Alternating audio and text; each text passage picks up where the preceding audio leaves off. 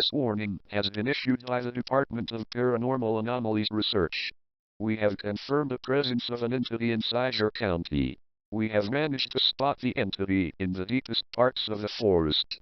An officer managed to take a picture of the entity. Due to how graphical the picture is, we have made a 2D recreation of the entity.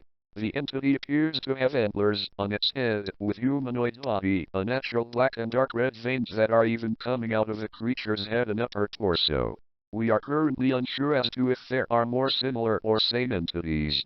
We are also unsure what's the origin of this entity. For this reason we are issuing a shelter in place. Anyone caught outside will be arrested on site and taken to questioning by the Sunray Coast Police Department. We have also received reports from locals that portals started to appear randomly in the forest. We are currently investigating these claims. This is all for now.